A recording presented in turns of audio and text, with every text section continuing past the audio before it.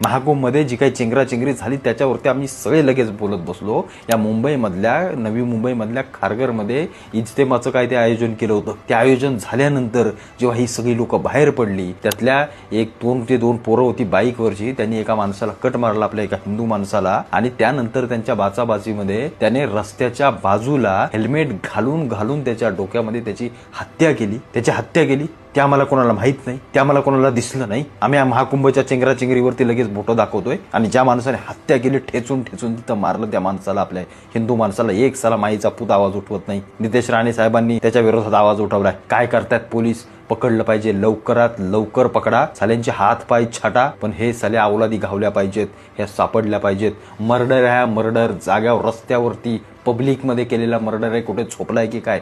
कुठे गेला आमचा मीडिया जो महाकुंभवरती दाखवतोय ना चेंगराचेंगरी? मग इथं जे झालं त्याला कोण जबाबदार आहे? लवकरात लवकर यांना अटक करावी, यांना अशी साल्यांना 3rd डिग्री द्या, अशी शिक्षा द्या की परत साल्यांना बोलू शकतील ना, ऐकू शकतील ना, यांच्या बापजात्याच्या कधी कोणत्याही काळामध्ये बाहेर येऊ शकतील। हे गुन्हेगार आहेत, यांना कुठलाही जात आणि धर्म नाही, एवढंच मी तुम्हाला सांगतो। यांना लवकरात लवकर नवी मुंबई पोलिसांनी अटक करावं।